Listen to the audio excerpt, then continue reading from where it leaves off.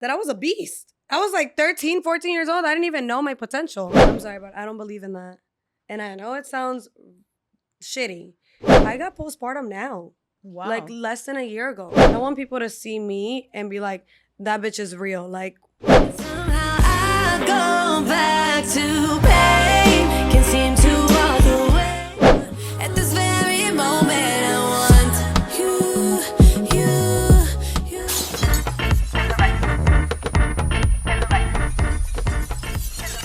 Welcome back to another episode of Spin the Record, where we have conversations that hit the right note so you can hear it, feel it, and remember it.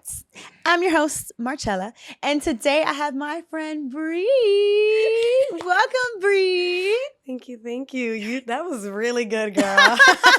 You just made me 10 times more nervous. Oh, hush. No. This is a safe space. This We're is a safe safe. space. Yes. Yeah. Welcome to Spin the Record. Thank you so much for having me. This Thank is like you. a big accomplishment. Yeah. You're doing big things, baby. Thank you so So much. proud of you. Thank you. I'm happy. I'm proud.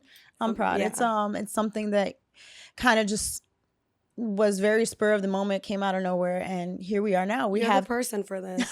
Thank you, and you're the person for this You're too. very inviting, loving, and trustworthy, which is that's key for Good. everything. So you make it comfortable. Good, Yes. comfortable, exactly. So don't be nervous, girl. That's you telling I'm yourself. just gonna fan myself off.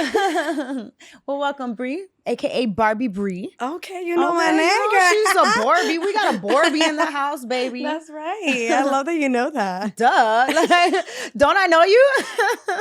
Yeah. I know you on the surface. There's obviously so many layers to there you. is. So I'm excited to talk about that. Let's Yay. start off by letting the world know who you are. Who are you? What do you Well- do? Well, I'm Priscilla. My actual name is Priscilla, but I just think it's too complicated for people. It's pretty. It's like It's- Priscilla, but with a B. Because Exactly. you're that bitch. But you know, like, Priscilla is not my name. It's Mhm. very Spanish. Mhm. So if you want to say my full name, it's Brisila. Mhm. And like, not everyone's going to be able to roll the R's. Uh-huh. So I just go by Bri. So most people in the world think my name is Brianna. Mm-hmm. No one knows me as Brisila. Mm-hmm. But yes, that's my full name, Priscilla. I go by Barbie Bri because in high school they used to call me Barbie. I mean, Yeah, you look like a little Barbie. you know, I was like little blonde girl. I Uh-huh. was always on my shit, pretty much. Because your hair is blonde. I'm naturally blonde, Uh-huh. yes. Right she now got we're the just blue eye. Well, it's green eyes. a little green, caca Okay. green. Okay. But yeah, I'm naturally blonde. I just go through crisis and then I change Girl. my hair. And now, right now we got the Karen bob. We love it. We love it. So I used to go by Barbie, and then kind of when I started like venturing into doing music, because for the record, I'm not a songwriter. I just started venturing, and I was like, okay, if I were to like become an artist or like start writing my own music, I need my name. Mm-hmm. And then at church, they also used to call me Barbie. Mm-hmm. So I was like recording a song one day, and then my guy was like, he just like typed it in. He was like, Bri Barbie. I was like, that just sounds so ugly. I'm like, can you switch that? And then he put Barbie Bri, and I was like, I that like just that. sounds so good. That's And it. That's it. And then as soon as I was recording, I did like a little riff with Mhm. my tag. Do my it. name. What is it? Barbie Bri. Yeah. Okay. And I was like, oh, it just flowed. And I was like, yeah, that's my artist name. So Okay. might be a little corny, but No, it's cute, here we and are. it definitely fits you because you know you're very like dainty, but you're actually Dainty? you're not, but like you know el que te ve te compra in that way, Uh-huh. you know, because you're just like but that's it's my like, favorite word in the world. Don't get it dainty. twisted though, Mm-mm. because Bri is not. I'm not dainty. Not at all. No, big personality. Where are you from? Okay, so originally I'm from Chicago, Illinois. Really? Chi-town. Yes. Okay, how long you been down here? I've been down here for almost 10 years now. Okay. So I'm not a Floridian. I'm from Chicago, like, Well, you know what I like to say. It ain't where you from, it's where you at. right, that part. I'm from the hood. Like, I Okay. was born and raised, like, in the hood. I know, it doesn't seem like it. Dainty little old me. But my parents are from Uruguay, Okay. South America, right next to Argentina and Brazil. Mhm. Small country, only 3 million people. So we're kind of special, you know?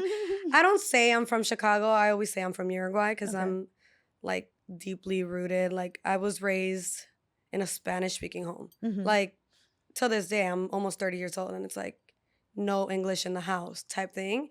So Which yeah, is good. You stick to your roots. You Yes. never lose your. no one understands. Like everyone's like, you literally sound like you got off a flight from Uruguay like yesterday, and you're American. Like I've never even been to Uruguay. Mhm. With that, I say everything. But I'm so like proud of where my family's from. Good. that They they're- instilled that in you. Yeah, they've instilled that, and I'm so proud of that. You know, like I love speaking 2 languages. I feel like it's such a flex. It really is. It's such a flex. Well, you would know, you know. Like I heard you earlier talking about mommy, like, and it's a blessing, you know. Yeah, Like for sure. I feel like people need to take advantage of it. You know, sometimes I feel like I speak 3 languages because I like to pretend I speak patois, but Can I you don't. say something. Wagwan. That's it.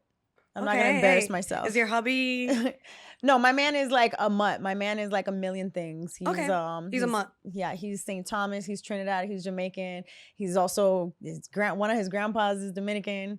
Okay, so some in there. He's got a lot. But my sister actually, who she had her kids with, they're Jamaican and they were together since they were like 15. So I swore I was Jamaican too. You know. So that's the only word that you know. No. Like I understand, but like I tell you, when I speak patois, I sound like I'm from Trinidad. I sound like Dan always tells me like just stop, just stop. I don't know. It's what not that was. working. It works for you. Yeah, you know.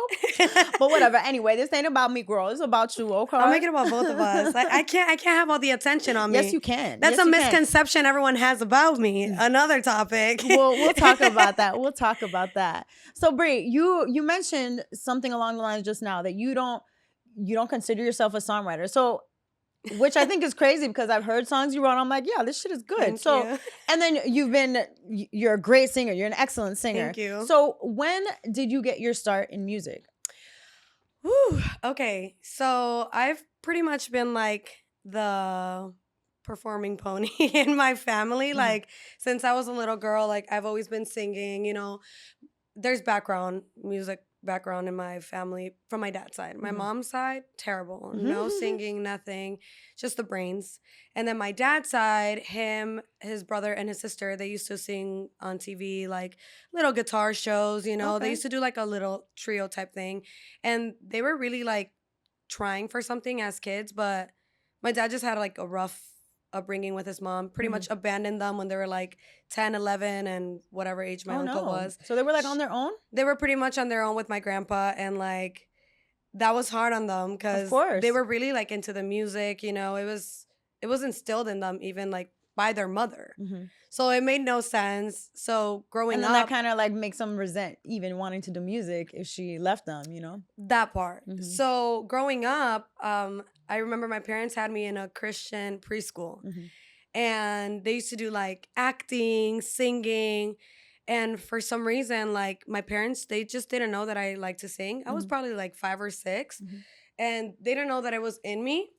I don't know. So my dad always Did you not like, sing at home or something? I probably did, but like they never like just acknowledged it. Like, okay, this is like what she's gonna be. So in one of my graduations, we sang, you probably know it, Cuando levanto mis manos. I don't know. Cuando levanto mis manos. It's like a very popular Christian song. But my dad was like, that's Priscilla. That's her singing. Like in a crowd of kids, like you could just hear me like belting singing. And that's kind of where it started. Like I remember getting home that night and like the family's like, we want to hear you sing. Like, and I was like, no. I used to bawl. Like, I don't want to sing in front of all these people. They're my family. And I remember sometimes you could be a little bit more vulnerable with you know, your closest people. Girl, I was on stage acting and stuff when I was like 5 or 6, like talking about. And then when we got home, I was like, I bawled. I was like, I don't want to. Like, if you guys want to hear me sing, you guys have to turn around. And I remember my entire family, I'm talking about a kitchen full of people. They turned around, their backs on me. And then I started singing, and then I got offended that no one was watching me. Oh my God. So the back and forth, crazy. So I was like, no one's watching me. Then I got upset, and then that's where my diva-ness comes from. And then that's kind of like how it started. Like I was probably like 5 or 6, and I was like, okay, I do want to be like recognized. But growing up, I was so shy. They would have to beg me to sing at family party. I'm talking about beg me, start with their backs to the wall, and then slowly shift. Like they already knew. It's crazy. And then like probably like 13, 14 hit. And one of my mom's friends, she's like, I'm taking my daughter to this audition, La Voz Kids, whatever, on Telemundo. And I was like kind of intrigued, just like listening to her. But everyone knew, like, my bitch ass was not going to sing in front of nobody. I never sang in front of anybody.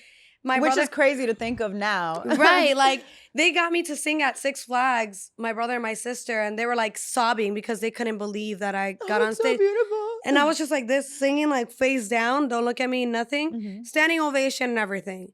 Moving forward, these auditions. That's so normal. And even nowadays, like, there's adults. Like, look at oh my God, what's her name? She had like a whole public ordeal about Summer Walker, how she just had social anxiety on performing. It's crazy. And yeah, it's a normal thing. I still go through it. Yeah. Before going, we do the weddings. Before a wedding, I'm always like, I gotta pee. I'm nervous. And everyone's like, Bri, shut the hell up. Get on stage. Like, you're fine. My mouth opens, like, I'm fine. Like, So backtrack. So I was 13, 14. I was like intrigued, and I printed out like the paperwork for the show. And then I remember. Where were you living at this point? I was in Chicago. Okay. Yes, I was like in a suburb area because it was just too much growing up where we were staying at, and shit got wicked. And my parents were like, this is not safe for us. We moved to a suburb, and then this is around that time, and I remember like coming downstairs in my cute little outfit.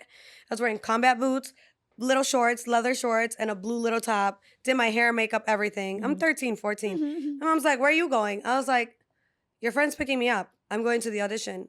And she was like, no, you're not. And I was like, I'm what? I was like, what do you mean, no, I'm not? And she was like, you're not. You don't even sing in front of the family. Like, you're not going to go embarrass yourself. Like, my mom's very tough love, right? She was right. I would never even sing in front of family. So what makes me think I could do it? But also probably shutting you down in that way kind of made you rebel and be like, no, I'm going to do it. I'm going to stay in front of this camera. I'm looking straight at it. I remember this is bad. Don't do this at home. I was tight. I grabbed the papers and I just threw them over the counter. I'm like, this is why I don't want to do it. Like, just support me. Like, if I'm saying I'm gonna sing in front of these people, I'm gonna do it. I'm not gonna waste my time. She said, picked up the papers, she signed them, she let me go with her friend. Okay. 3,000 people there in the audition. How'd you do? I was, out of the 3,000, only 2 of us made it. And you were one of the 2? I was one of the 2. Bitch, okay. Right. I was like, so did this like instill more like confidence? Did this like make you feel like, yeah, bitch? I didn't prep nothing. I just went in there. Right. It was spur of the moment. They were like, what are you going to sing? And I was like, everyone was like, I got this song ready. Like, I was the last one to sing. I was like, I'll sing. I was always like that. I was like, I guess I'll sing if, and I'm telling you I'm not going. And I did, by Jennifer Holiday. And then I opened my mouth. Jennifer Hudson. Is it? No, it's Holiday. The original. Oh, okay, my bad. But Hudson does cover it, so you're right. And I remember the moment I opened my mouth, like the 3 producers that were in front of me, they were like, It was like loud, clear, whatever. They wrote down notes. It was 20 of us in the room. And then we came out and they're like, okay, the next person that goes to the following room with like the cameras and stuff, they just call my name. No. Not even my mom's friend's daughter. Sorry. Whatever. She did great later on. But yeah, I made it. And then like 2 weeks later, we're like still waiting there. Like if I'm going to get a call back. Because, it's like 3 different rooms. And they're like, out of 3,000 people, you and this other girl, like you guys made it. The only thing. So you were on TV and you went through the whole thing? Yeah. So yeah. I flew out to Miami. I remember my parents sacrificed so much. They were like, there's no way my daughter's going to be on TV. Like, she doesn't even sing for us. Like, crazy. So I, like, practiced a lot, whatever. Then, if you guys don't know, like, these shows kind of, they pick your songs. You never get to pick the song. Sorry, I'm not on a contract. The Voice, all these shows, they never let you pick your song. That's just the reality. What song did they assign you? Girl, you probably don't even know it. You know Fannie Lou? No. Quiero que tú sepas que tú no eres para mí. Just like the bubbliest. I sang and I'm telling you I'm not going. And they gave you something that is completely different.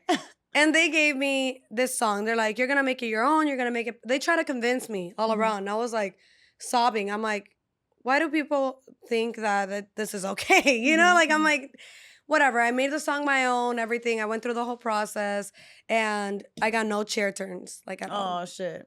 There was some stuff in the mist that happened, but point is, I didn't get any chair turns. Mhm. The coaches were Prince Royce, which, yeah. You actually sing with him now, right?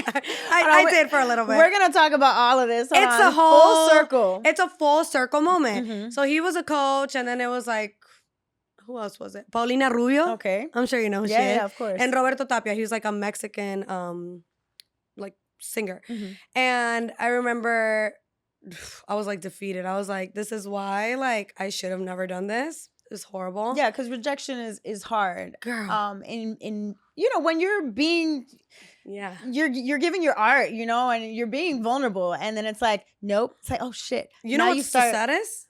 That I was a beast. I was like 13, 14 years old. I didn't even know my potential. Mhm. But I was like, I was good. And then just the song selection, it just didn't favor me. Mhm. That's just the I reality. mean, that's what they assigned you. That's what they anyway. assigned me. I couldn't do much about it. I did it my own.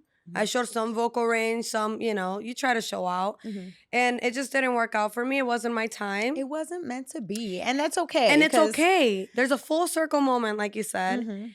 Moving forward, like 2 months later, another audition comes out. Baby, you know damn well I printed out those papers. I was like, Mom, Dad, take me, like that, back So to now back. you were going through auditions. Right. How old were you at this point? This point, it was probably like a few months later. Oh, that's right. Okay. So you were Yeah, like so 13, La Voz 14. ended up not airing my full episode. They Mhm. just showed like, how sometimes they do like a compilation of Mhm. like People kids who that didn't get didn't through? make it. Mhm. So they pretty much did that to me. But at least they showed me, they showed me and it was like a proud moment. I said, I'm never going to let, that determine like how I move Your forward path. from now Mhm. on. Yeah, because I was already shy enough and I'm like, this is not going to shut me down. I became so much like more confident then. Mhm. I was like, I'm going to another audition and this time I'm going to make it all the way to the finals. So what was the next audition that you went to? X Factor. Okay, cool. But the Spanish version. Yeah, Okay. a little Spanish girl here. Mhm. Both of them were Spanish. And instantly I did the audition. I believe I flew out to New York. We did the line. It was like the closest one to Mhm. go to. I did the line, everything. Some of the producers already knew me from like La Voz, so it made my process just a little bit easier. But I still had to go through the line, like everything. Yeah, I made it. How far did you go there? Like I got to pick my audition song. Like I made it to the finals. oh shit! Yeah. We're gonna have to look that up on It's- YouTube. it's What season was there. that? It was the only season that they had. Okay. If you put El Factor X, Priscilla Barros, you're gonna find. Okay, we're gonna look that up. You're gonna find me Yay! singing "Hero" by Miss Oh, Mariah. oh my god! I sang that song on my Yeah. 5th grade graduation, Girl. and it was like such a big deal. 'Cause Right. I don't know how old was I. I was like 8 years old. No. You're like 10 when you graduate 5th grade, right? Like, Yeah, whatever. 10. Yeah, everyone. It's so funny when we did rehearsals for that. My music teacher, he would always be like, "All right, Marcella, that's enough," because like I already had it, so like we didn't have to keep rehearsing. And I would be like, Right. "What the fuck? I want to keep singing the song," but it's so funny. That's When funny it's in that you, you it's in sang you. that You already know. song. Yeah, that was I sang it in Spanglish, so that was very Beautiful interesting. song.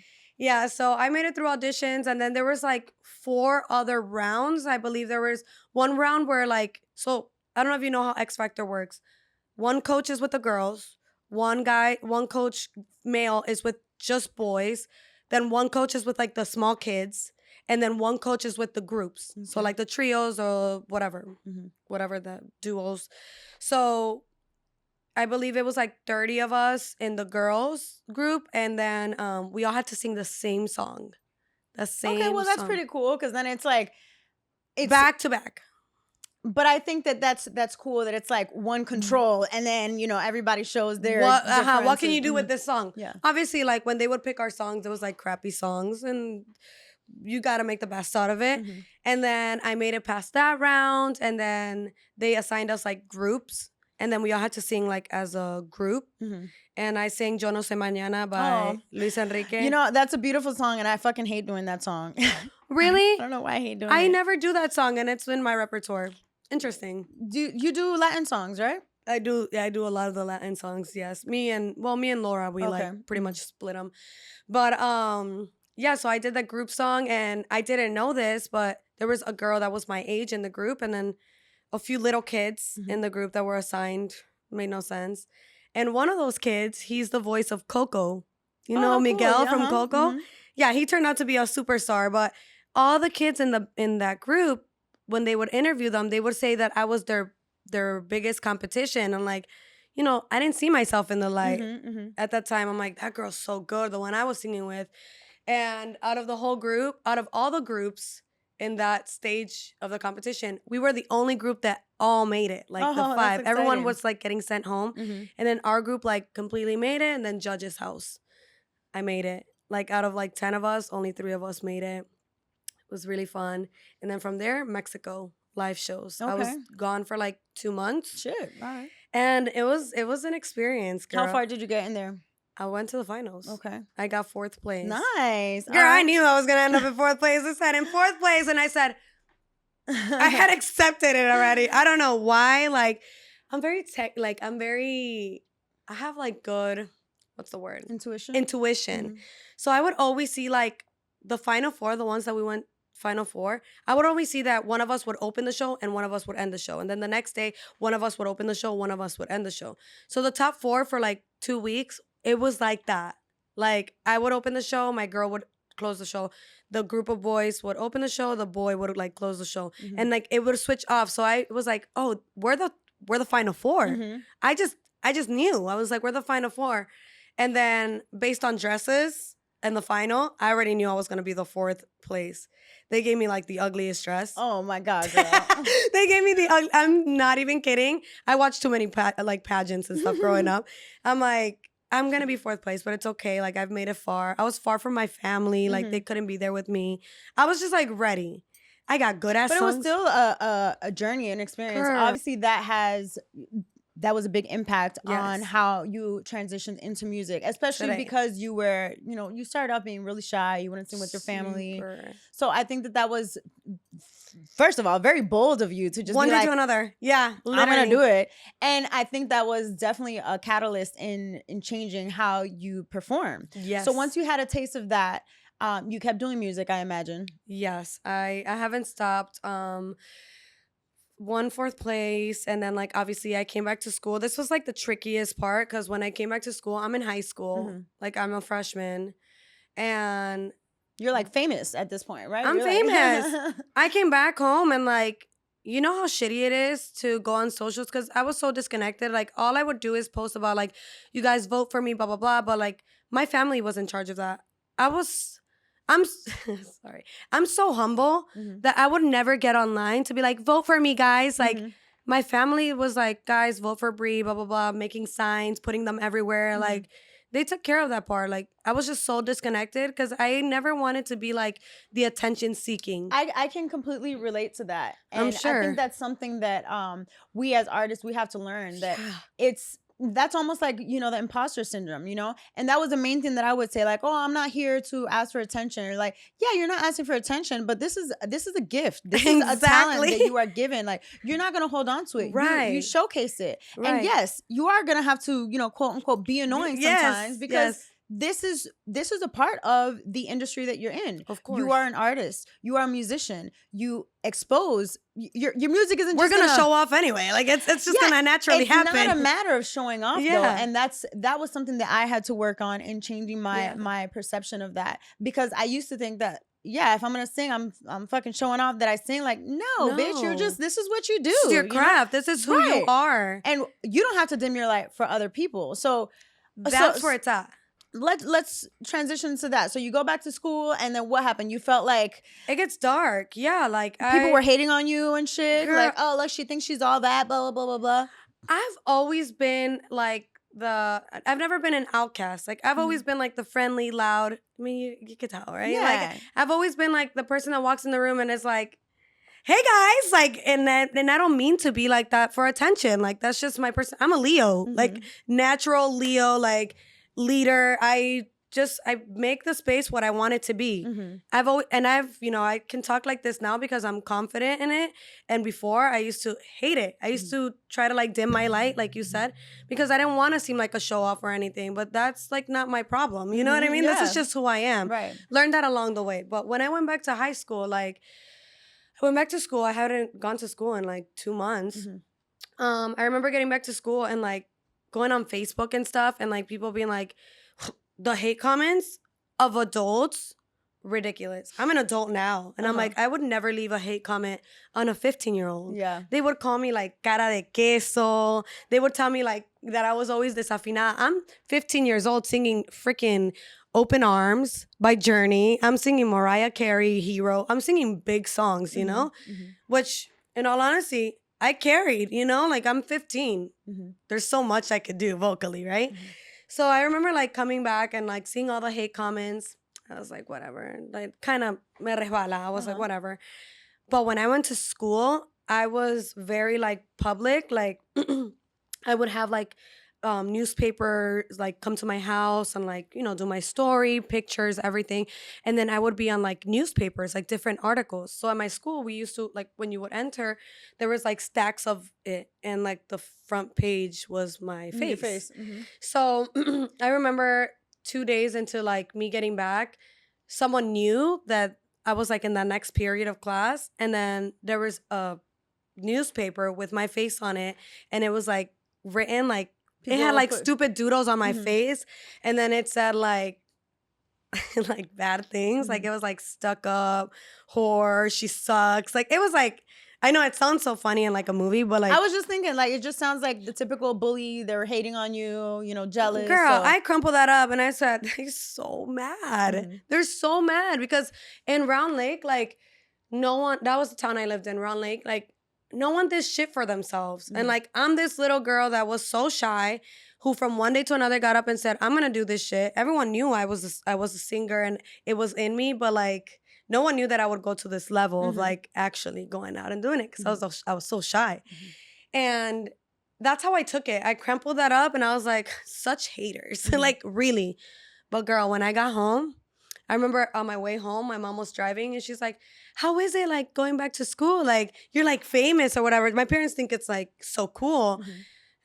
And I was like, I just bawled. And I was like, why am I crying? Because it didn't make me sad in the moment. I was like, bunch of haters. In hindsight, yeah. But in hindsight, exactly. I was like that shit hurt me. Of course. Because why am I being bullied for doing something? And then you're so young, you know? So like at the time, it's hard to understand. Yes, you can take it, you know, take it lightly. Like you said. Yeah. But then brush it off. You internalize and then you let it sit with you. And then you're just like, damn, like, why are people so mean? Yeah. And I'm like, you know, how has that affected you now? Is that something that you know, you still maybe hold on to? Or how do you deal with, you know, because everything we've talked about so far has been you at a young age. Let's transition more into your adulthood now. Adulthood, because what I wanted to ask you, and then we kind of just like went on a tangent with that. Since you say you don't really consider yourself a songwriter. Right. But you do write. So like we understand how you transitioned into doing music, how you transitioned into performing. And now I want to understand more your songwriting. Okay. Why is it that you don't consider yourself a songwriter? Because if you've been doing music for so long, did you just start songwriting? Then yes, I also want to tap into like how that whole situation affected me, has affected you now, and how you deal with it. Yeah, so it didn't end there. I did another show like in my 20s. And then after that, like I became a backup singer for Royce. And after that, like everyone was kind of like, dude, you have a studio voice. Like you need to record your own music. And then I remember like when I was working with Royce's people, there was an artist, his name is Dioris, which I love him. He's incredible. My guy was like guitar player for Royce. He's like, hey, like I have this song. We put this girl on it, but we're not feeling it just yet. Maybe we just want to test your voice in it. I think that you would be a great fit. And I'm like, I never had my own music or anything. So I'm like, this is like a big step for me, you know? So and you hadn't recorded music yet? No. This is like, I've recorded songs when I was like a little girl and stuff, like at the stew, like horrible. But like this was like the first time like working on a project. So I was like, I'm going to send my vocals and like, they're not gonna like it, so like whatever. Like I was always like that, like I'm not gonna get it. Imposter syndrome. So you shit on yourself. I shit on myself a shit ton. And then I remember sending it. I recorded myself on GarageBand. Is that what it is? The Apple. So bad. And they're like, we're gonna fly you out to New York and we want you to record it. And I was like, Javi, I was like, stop playing with me. Like I don't do this. Like you're releasing a song. I'm not even an artist. Like I don't do music for a living. You're shitting on yourself. Shitting on myself again. And he's like, bro. Do you still do that? to an extent. Yeah. Because, yeah, I'm a mother, so, like, you could just imagine. We're gonna unravel. So much to talk I know, about. I don't want to so skip. much to talk about. So then we did that, and then I remember when I met my partner, Vonnie. You know Vonnie. When I met him, he was like always recording his own stuff, and I was like a church singer at the time. I would just sing at church, and I was just working on that song. Like, I was not an artist. Like, I was just like doing shit just to do it. And I remember when I met him, he would like send me his songs and his recordings. I'm like, oh, this guy like does this. Mind you, like, I've seen him on TV, like pretty much knew he was gonna win the show he was on and everything. So like, I remember when I met him, we like sat down and I watched how he like recorded and everything. And I'm like, I want to do that. And I remember like giving him some ideas for some songs, like 2 words. He's like, that's great. And like, he would like incorporate it and acknowledge that like I was there, like even saying dumb shit. Like in my head, I'm like, it's so stupid, but he's using it anyway. So after that, I grew like a lot of admiration for people that can sit there, write their music, record themselves and everything. And that inspired you to He start inspired doing it. me like in that light, because I didn't think I was shit. Like, you know, I was just shitting on myself all the time. And I remember I started like falling like in love with him like super hard. And I was going through like a lot of anxiety around the time that I met him. And I was like really bad. Like mentally, I was not okay.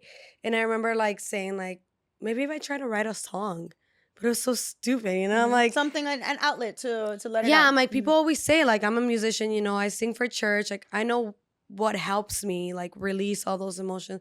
So I just sat there like writing a love song about him. Literally, like I wrote like conversations from our first date. Like my second verse of that song that I ever wrote, my first song ever, is literally a whole conversation that I had with him. And it's a vibe. I don't know if Are you I've gonna shown it sing to that song for us today? That's not the song. No, you're gonna it's not the song I'm gonna sing, but that's where it all started. And I remember You remember thinking it's good and you're like, oh shit, I does this, bitch. yeah, and he was going through some stuff at the time, and I was kind of like trying to rescue him. And I remember I called my friend. I was like, hey, you have your studio at the house, right? Like, Can we record? yeah, I was like, I want to record this. And like the melody was fire. One thing about me is that I can come up with clean melodies. Like I can come up with nice melodies. So that's all So I like thought. after you did that song, did that serve as like confirmation for you? Like, okay, I'm actually good at this. Sounds a little funny, but I sent it to him. And then he was like, I remember he used to work, he was a plumber, and he used to work super early, like get up at like 3, like a viejo. He called me at like 5 a.m. and he's like, yo. This is amazing. And then one day we had recorded something at his house, and then I just surprised him. Like I sent him my response, like a second verse in his song with like a bunch of like, we do a lot of ad libs and stacks. And then he was like, he called me like 6 a.m. He's like, what the fuck? Like, you do this. Like, so it's safe to say that Vonnie was the spark in your songwriting. yes. Okay. Like just watching him, like it being so easy for him. And like, obviously we started hanging out with a bunch of the same people. And I'm like, how do you guys do this? It inspired me. And like, And then you surround yourself around that type, you know, that you have 5 people, you're going to be the 6th one. That's of course. Just, I forget how the saying goes, but it's something along those lines. I just don't think that my songwriting skills are like, you know, as good. My shit's very like cliche, straight to the point. You're gonna understand the song from top to bottom, which but is that's okay. Like, not your style is your style. My and I style. think that that's something hard that we as artists we find ourselves trying to compare to what's already popping right now, or you know, to a particular artist, a particular sound, right? Yeah. And it's that's the beauty of it, right? When you don't compare, because you become your own artist, you know, your own. Whatever lane it is that you're in, it's your art. Just like when an artist paints, Picasso wasn't trying to paint like fucking Van Gogh, you know, like you just do what you do. Yeah. Right. And that's, there's a beauty in just that, regardless of who likes it and who doesn't. Yeah. And music, for me, I definitely feel that it's a form of therapy, not necessarily in the sense that I'm always writing what I feel, but for me, for instance, when I create music, it makes me feel like, okay, like I'm good. You know? Like, it gives you that. and, you know, I can definitely relate with the whole shitting on yourself and, you know, I would deal with a lot of like negative voices, and I would listen to the negative voices a lot more than the good. You know, sometimes there would be no good, and regardless of how somebody else sees you, if you don't see yourself in that way, it doesn't matter, right? So that's something else that I'd like to talk about with you, because you kind of mentioned some of the things, you know, that tie into mental health. So first of all, I want to start with you talking about your mom, right? So I know your daughter, you bought your daughter. She's absolutely beautiful. Yes, she is. It's this love creation that you made with Vonnie as well. So literally, what has your journey been being a mom, you know, as an artist, as a musician, because you are a full-time artist, performer. What has that been like for you? That's the topic of the day. I feel like once I started like venturing into my songwriting and like creating and like trying to find my sound and stuff, I feel like you know, I started accepting that I had something in me. I wasn't shitting on myself so much at the time, you know. I was like, I was working with Prince Royce. They saw something in me. They took me in. You know, I started working for like the weddings. I started doing a bunch of stuff for myself, like in the music lane. I just no longer wanted to be tied down to something that was not what I'm good at. That's what I believe. Your purpose, right? Yeah, that's what I believe. I don't need to be like a multimillionaire and like sing at a Madison Square. As long as I'm living off of what I'm good at and what I'm gifted in, I will die happy. I don't care. So once I started like finding myself, obviously, you know, here comes the baby. I was like in my prime. I was touring with Royce. We had like a 42 city tour. Damn, that's exciting. All right. It Big was tour, girl. All it was a lot, you know. COVID hit, shut down everything for us. So I was kind of like in this limbo. Met Vonnie, yada yada. The rest is history. We have a baby. I will say that it's okay to say that kids are not a burden, but kids will become that obstacle. And I know I might get shit on, but I lived it. I personally lived it. You know, you're a creator as well. I'm sure you do your weddings, your gigs on the weekend, everything. If you were to have a kid, what comes in between? Yeah, it would be finding a sitter, right?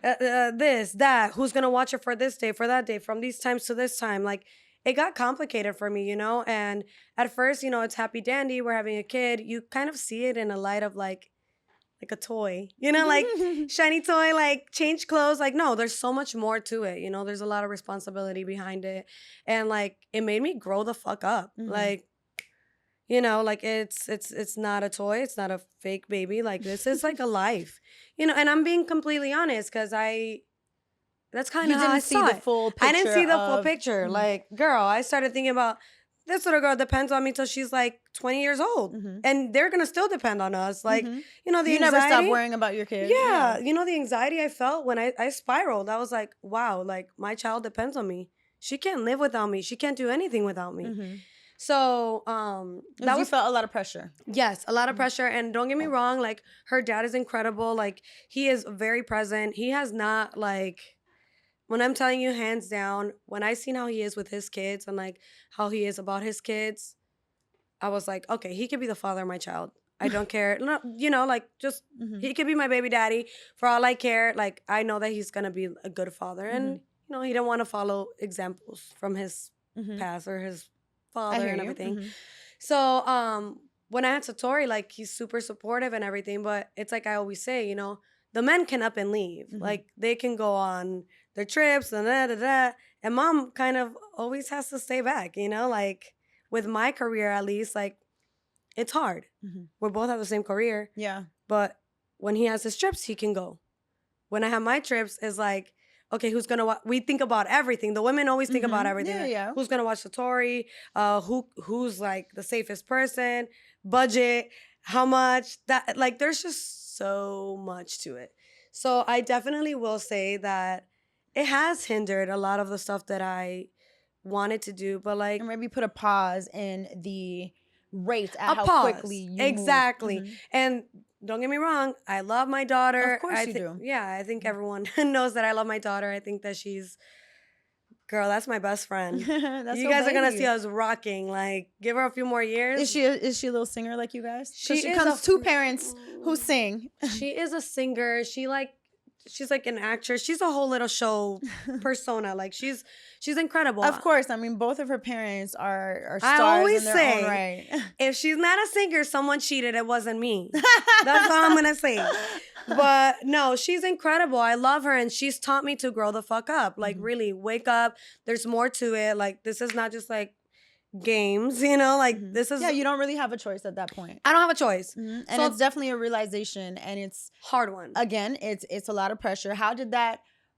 Obviously, you know, you knew that you have a baby depending on you, but when you really had that shock, or I guess you could say that low point, where you felt bottom.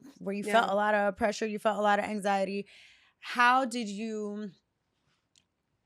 Maybe you not fully out of it, but how did you come to terms with that? How did you navigate through those type of feelings?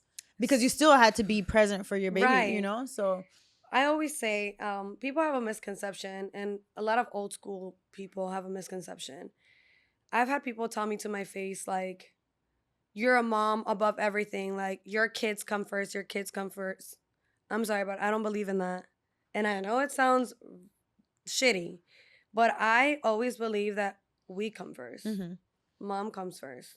Because if mom's not good, here, no. here, baby is gonna not look good here, and here. And that's physically. 100%. There's nothing wrong with saying that. You know, it's how they say it on the I come airplane. first. You put the mask on first, and then you take care of Perfect everyone else. example. When we're on planes, what do they say? You take care of yourself, so you're not in a panic, and then you attend to your kids. That's literally how I see motherhood. It's like, if you don't take care of yourself, your kid is not gonna have anything. Right. And that is like rock bottom for me. That's when I hit rock bottom. I was like, haven't been good for a few years, you know. I had a bunch of past traumatic experiences, loss. We all go through it, you know, not victimizing, but I've gone through some shit, you know. And I feel like because I didn't take care of it throughout the years, it festered and got bigger until it was Girl. like, hello, heal me. I exploded. Like, people go through postpartum. Postpartum is very like taboo to talk about. I hate it. People think that postpartum is like you have the baby and then you're like, I don't want to hold my baby. I'm depressed. That's not true. I didn't go through that. Some moms do. It's not true for all of us. My postpartum hit me hard. Not kidding. 4 or 5 months ago. My daughter is 3 years old. 3. I didn't get it when she was a week old. She let me sleep. Thank God. She was an incredible baby. I got postpartum now. Wow. Like less than a year ago. And that shit hit. Because I was like, how am I supposed to like take care of this little human if I can't even like uphold myself right now? And when did you realize that that's what it was? Girl, I suffer with like severe anxiety. So I've always known that it was like having a kid was not something like the smartest thing for me because I hadn't healed.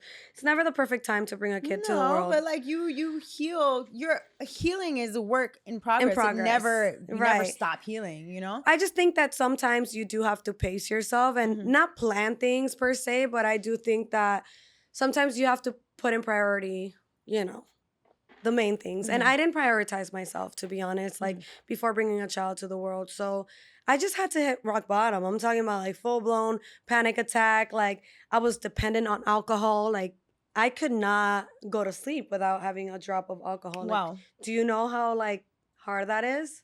It was so hard knowing that every nighttime would come, I would have to have like 1 or 2 drinks of whiskey. And if I didn't feel drunk, I'll have more because I won't be able to sleep.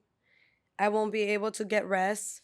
So all this while you had a daughter. So on top of the anxiety and the the sudden hit of postpartum, you're also dealing with alcoholism. Yep, I was severely. Are you a recovering alcohol Yes, now? I am. I am 2 months sober. Beautiful. Every 10th, yes. Congratulations. So on August 10th, after my birthday crazy weekend, I had the biggest panic attack of my life. I had like derealization. Like I couldn't differentiate reality from like not reality. And probably a lot of that also has to do with the drinking, because Correct. when you get so lit to the point where it's just like, oh shit, what What? really happened? You know, Yeah. that's I am very happy for you. Thank That you you. are, you know, sometimes, especially in our industry, we don't even realize that we can be an alcoholic, you know, because Girl. I definitely struggled with that as well. Yep. And I had to go through an experience to Mm-hmm. even realize that it was a problem for me. I didn't know that it was a problem. I thought it was just something normal. And I can relate to, you know, just getting Drunk. drinking until you're drunk, and then all of a sudden you're blacked out, and then again you don't know, oh shit, what exactly. So I can relate firsthand how detrimental alcohol can be for your mental health, Of course. because you're essentially running away from whatever it is that you are actually feeling. So when you are sober, that's when you have more clarity to realize all of the things that you were running away from and what you were actually struggling with. So in these 2 months being sober, Whew, girl, yeah. That was I can relate. I can relate. So in these 2 months being sober, how has that shifted everything for you? Mental, motherhood, everything. So, yeah. Because 2 months is a little bit in the scope of the bigger picture. This is just the beginning of a big journey. I was telling you earlier, I woke up feeling so off today. Like today's one of my bad days. And well, you look great for a bad day, girl. Come on. But that's why I always say it's about how you carry yourself, and also like no one would ever be able to tell what you're going through. So like looks, what you're doing throughout the day, that'll never determine what's going on in here. And like that's the biggest misconception. I can be all dolled up, but you know now that I'm having a shitty day today, but here we are, you know, pulling through. So when I stopped drinking, I had like the biggest like panic attack of my life. And I was like, okay, I need to stop drinking. And like instantly I was like, I need to stop drinking, but like a cry of help. Like I was like, I need to stop, because every time I felt worse the next day. I suffer from severe OCD. I suffer from harm OCD. And if you guys don't know what that is, do your research. It's very taboo to talk about, so I won't tap into like specifically what my thoughts are or my intrusive thoughts do to me. But do your research. It's very hard to deal with it. And then on top of that, I suffer from severe anxiety. So the alcohol was just like intensifying everything. And I was like, okay, I just need to start by cutting off things that aren't serving me any good. So this is when I just realized like I really needed like professional help. One thing about me is when I say I'm going to stop doing something, I just stop. I just stop. Or when you say you're going to do something, you're also like the story of you going to the competition. Exactly. So you're very set on what it is that you When I decide have to on. do something, I freaking put myself to it and I do it. No matter how hard it is, I'm going to do it. So you got help. Huh? You got help. I got help. Like, ask for help. If you're not feeling like a normal human being, like, ask for help, especially if you're in this, like, parenthood. Like, being a mom is already not fucking easy. It changes you. It molds you in many ways, but it changes you. And it shifts everything for you, you know? And sometimes in the best way possible, and sometimes it gets the ugliest out of you. So this change I was like just desperate. Like I was like, I need help. I got a psychiatrist. I'm talking about, I was terrified of taking medication. I could get blacked out drunk, but taking medication, girl, are you crazy? I'll never get on medication. So you're on medication now? Baby, I'm on medication. Okay. Yeah, I had to get help. And that's where it starts. Like is that something that is a long-term thing, or is that like just temporary for now? For me right now, I'm just going with the flow. Okay. My therapist. I always get scared of like hearing people take medication for their mental health, because I get scared, and I'm sorry if I'm saying it because I know this is new to you, but it's like I get scared that sometimes people will depend on that to feel good, you know? Yeah. And it's great to help you now. But it's important to get to the root of your issues. And obviously you're doing all the work. That's the whole point of it, though. I feel like getting help is not just taking a pill. There's a process. Right, absolutely. It's not just a talk therapy. It's like whatever you're really facing, you're gonna have to like dig Do the work and dig and to find out dig. what the root is, you know, because Yeah. sometimes I know that this is wrong with me. How do I fix it? And you could fix the surface of it, but Mhm. if you can't get to what even started it, yeah. like what caused it, that little weed is still in there and it could potentially grow back. Keep So sprouting. Yeah, that's yeah. that's the thing with it. So I got a therapist. I told her everything. She's like, "Oh yeah, mama, like you need to get a medication as soon as possible because from everything that you've lived, you're gonna go crazy." And I was like, "Well, that's very encouraging. I don't want that." So I did the work, and I was shitting on myself a lot being a mother and living like this. What, you didn't think that you were like a good mom or something? How can I be a good mom when I'm having the worst thoughts in life? I'm not getting up motivated to do anything. My daughter has never starved, by the way, or never. She's always bathed, hair ready, camera ready, always. Whoever sees my daughter, like she's ready to go. I'm not. Right. And that's so it the was problem. Like, that was the issue. You weren't putting yourself first. You were letting yourself go. Bad. Granted, she was good, Right. but you were losing yourself. I was masking her being good. What and- was actually wrong with you? Or maybe not wrong with you, but like what you were going through. So I would always like prioritize her and then me. I was like, and that to me was the worst thing I could do for myself because I started shitting on myself And as then you a don't mother. love yourself anymore. I don't love myself anymore. And I'm still working on that. I still don't think I love myself, but I'm having grace with myself. I'm like, bitch, if you don't love yourself, you wouldn't have a psychiatrist, you wouldn't have a therapist, you wouldn't be taking medication. It's a process though. You're have to just have grace. getting started. Yes. And I think you are doing an amazing job. Yes, I am. I think you are beautiful. You too. Inside and out. No, Thank you. seriously. It takes a lot of so many things. A lot of accountability, a lot of strength, a lot of discipline above all to realize I lack, but it's okay. Working on it. It's okay. and even in you saying that, like, yeah, that's you taking accountability that you know that there's room to grow, but don't forget that you are growing. doing it. You are blooming. You are a beautiful flower, and you are cleaning your garden, and you are doing so well. So I commend you. I applaud you. Thank you. It's a learning experience. I think that it sucks, but sometimes our parents tell us, like, they try to like warn us before we hit the wall. And sometimes we're like, I want to hit the wall. I need to learn. And I feel like that's what it took for me, like to hit rock bottom. And I haven't hit rock bottom. It felt like I hit rock bottom, but I cut myself. I was like in a hole, like trying to get out. But I'm like, if I'm not throwing a rope down to like pull myself up, you would have hit. But you threw that rope right on time. I threw it right on time, and I'm not gonna say everything is perfect, but I'm definitely rekindling my because it hindered my relationship with my 3-year-old. Like, what?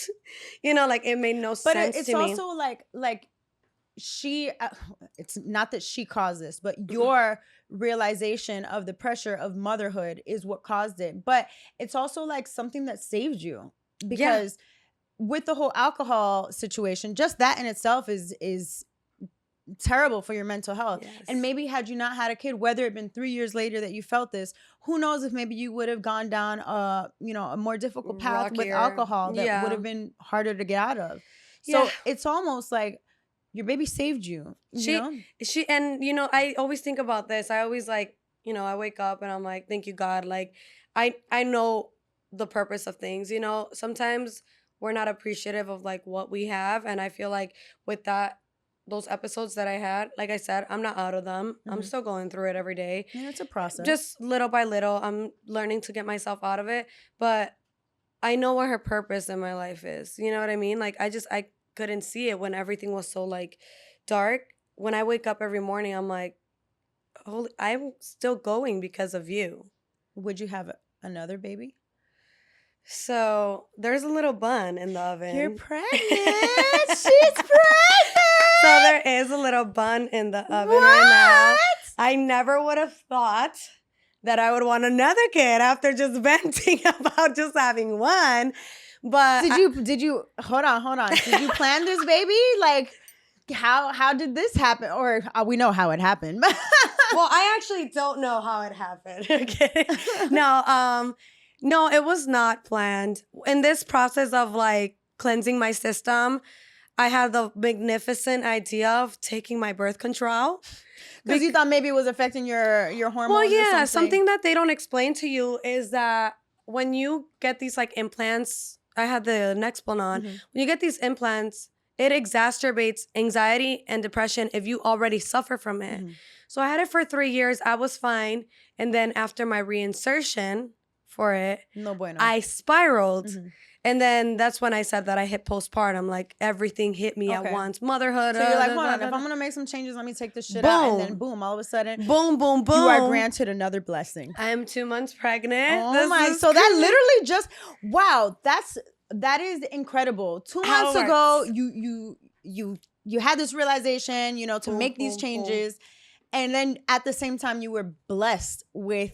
I mean, I know you might not have seen that as a Like- blessing at the moment, but like, Yeah. wow, girl, I feel like It is. if that's not a confirmation that God is like telling you, yes, girl, you are doing the right things. That's so crazy that you say that. Vonnie said the same thing. I feel that. He's like, I know it's scary for the both of us. He's like, I'm on baby number 4 now. Mhm. But he's like, you see how much you shit on yourself being a mother?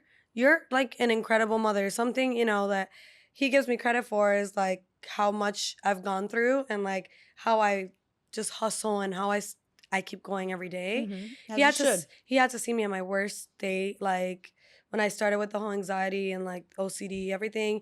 This man would literally like get me up from the couch and like dance with me. If he would see me in my head, he'd be like, "Come here," and like Get out this mood. he would like twirl me, and I wanted to die. Like Mhm. really, like in all reality, like it was like really bad, and he would just like pick me up, like You have dance with support. me. You have support. He supported me. It got hard on him too, It's Yeah, not because it's new, hard to it's carry new for someone. everyone. Mhm. Yeah. So I went through the experience of having to take care of someone, like who couldn't do anything for themselves. So for him to see me in that situation where I was pretty much like paralyzed and these like Mentally paralyzed. I was Mhm. like mentally paralyzed, like getting on meds, getting off alcohol, like he went through that with me and Mhm. it was And he's deteriorating still- for and him. he's still here. He put one in me now. So I feel like when this happened, he was like, you shit on yourself so much about being a mom. Like, God is blessing you again. And, I don't have support from my family. I'm going to be completely transparent. I don't have support from my parents with me having a kid. Like, they don't. And neither less are they going to support. Do they live here? They do. They live Okay. here. And it's okay, like, I brought kids to the world. They're my responsibility. At the end of the day, if I got to do it for myself, no one's going to do it for you Mhm. but yourself. Right. So 100%. I learned that the hard way. And he was kind of like, you shit on yourself, but God is blessing you again. And Yeah, 100%. And then with so many other things, Bri, taking it. you have to like you said, you're giving yourself grace. No one's gonna tell you how to live your life, but That you part. are doing it. Yes. You are taking the steps that you need to do to Healing, girl. be better, and that's what self-love is about. And I know it sounds cliche, but self-love is definitely a journey. And I'm glad that you're on it. Yes. I feel like looking on the outside, again, my perspective, I feel like you're taking the right steps. Thank you. Thank you for being so vulnerable and talking about that, because Absolutely. people, especially in motherhood, you're right. Sometimes people don't talk about that, and it's not that you're shitting on having your child or Nope. anything like that. It's more so the experience and the It's realization. raw. It's real. This is real. Right. This is No. this is actual motherhood. People can paint it rainbows and butterflies. Some people do have that experience. Mhm. And there's probably 75% of us that don't have that experience, Yeah, unfortunately. and that's okay. And for you to allow me to sit here, honestly, I want to thank you because I think I want to bring, that's my purpose in life too. I feel like with everything I'm going through, I think that it's important to talk about the ugly parts of Mhm. motherhood. Yeah, because you don't know. Has nothing to do with the kids. No, but it's for the women who are going through it, who Correct. maybe don't want to talk about it, or they probably There's- don't even realize it. Yeah, there's so much out there that people need to do their research. You should make a song about that. Girl, I'm gonna do big things with this. I've met the most incredible girls, Jess and Ash. These are my girls online. Like we have like a OCD group, and like they're so inspiring, like motivating every day. Community Is what support. takes you out of this. Like it won't completely take you out, but it's another support. And I feel like just moms need a lot more fucking help than, it's like your mom, you decided to be a mom and deal with it. No, like we deserve some grace as well, like we are bringing kids into the world and we don't know what the hell we're doing half of the time. And we won't know. It's just okay. real. You learn. But Learn the and biggest live, thing you could do is heal yourself so you're not putting on the wrong things to your child. Because it's that generational trauma. Girl. That you I don't hear even that. know what you're instilling. Again, you want the best for your kid, but sometimes when you're not okay, you're unintentionally putting that in your kid. So again, congratulations to you for taking these steps. I know, we definitely shifted, from talking about her artistry to talking about your real girl, you as a person, which is exactly, it's real, and that's exactly why we're here. Yeah, because I appreciate that. This is your opportunity to speak about whatever's on your heart. And right now that's something very big, something important. Yes. And I think it's beautiful that we are bringing awareness to that, especially in a world where there's so much shit going on and we don't... That part. We might not necessarily talk about our own issues. So again, I thank you for being super vulnerable about that.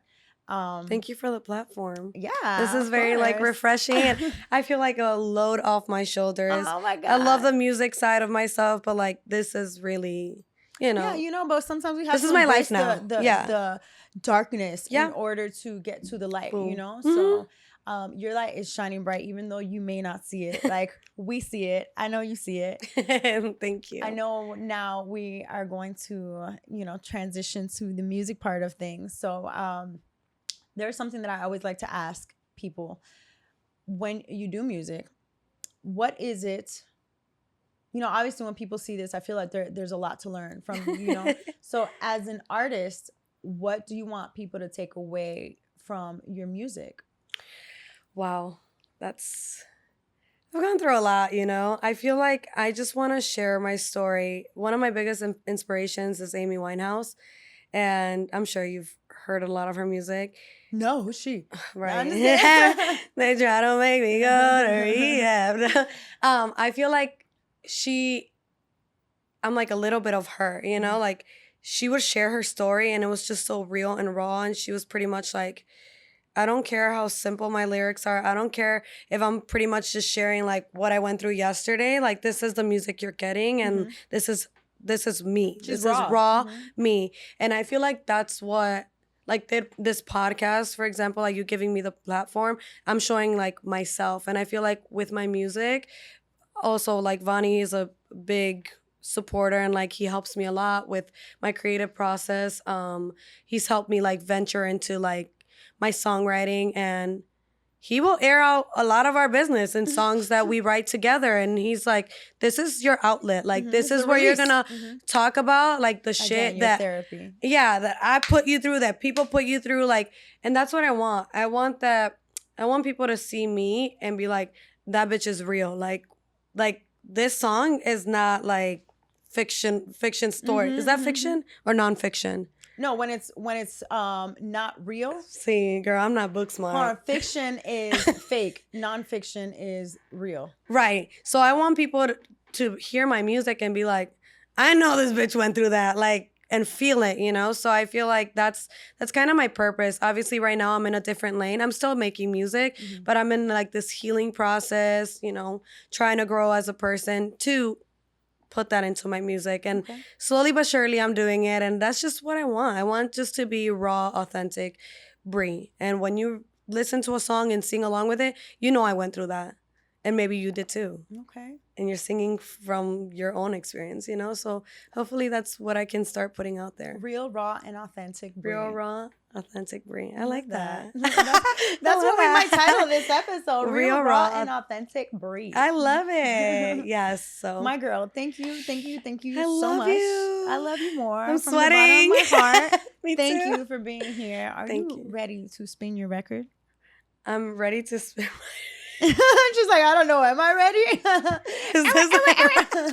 I'm ready to spin my record, girl. All right, bitch. I'm excited. I'm excited. You guys, she has a beautiful voice. I'm so excited for you guys to hear. And I'm going to Don't sleep on Marcella, though. Don't sleep on I love how everyone says that. Of course, because what? You're the freaking star. You're the star of the show. No, baby. You are. No, you are. All right, fine. I won't invite you on that. Take your freaking flowers, girl, and shut up. You, girl. Let's go. I love you, girl. Love you more. Thank you.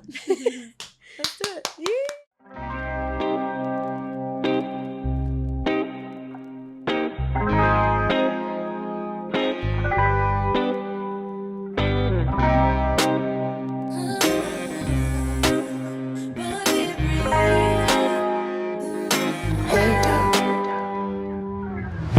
I'ma need some rehab. Think I'm gonna relapse when I think I've had enough.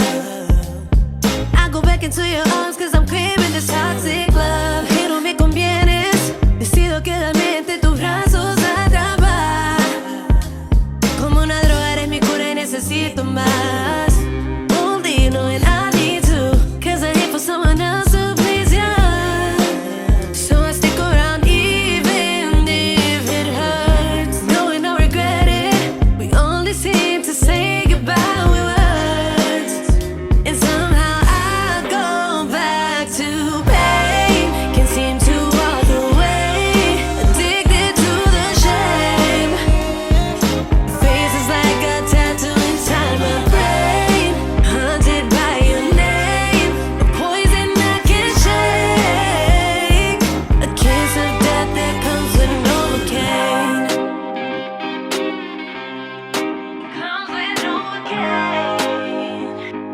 A kiss of death that comes with Novacaine. Hypnotize me in the eyes. You hold me hostage with a knife right through my spine. And watch as I cry. I need to save it, going crazy. I don't think I'll get away this time. You're the devil in disguise. Only knowing I need to. Cause I hate for someone else to please you. So I stick around even if it hurts. Knowing I'll regret it. We only seem to say goodbye with words. And somehow I'll go back to pain. Can't seem to walk away. Addicted to the shame. Your face is like a tattoo inside my brain. Haunted by your name. A poison I can't shake. A kiss of death that comes with pain. Can't seem to walk away. Addicted to the shame. Your face is like a tattoo inside my brain. Haunted by your name. A poison I can't shake. A kiss of death that comes with Novacaine.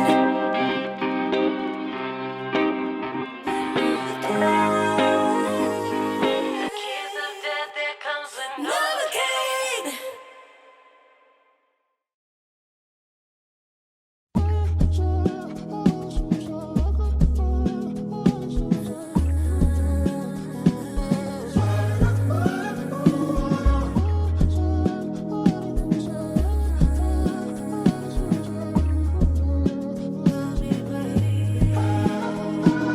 Action, I wanna see you take action. Know you wanna tell me something. Know you wanna push up on me. Distraction, want you to be my distraction. You've been waiting like I've been waiting. So tonight is going down. I want 50 sheets under these satin sheets, I like it rough. Don't be shy if you want, you can tie me up. Knees to my shoulders, I'ma get mine, you get yours, and it's over. You can call me selfish, I just can't help it. But I'ma get what I want at this very moment. I want you, you, you, you, you, you. I only want you, you, you, you, you, you. I only want touching my body in all the right places. I'm shaking and sweating, you got me going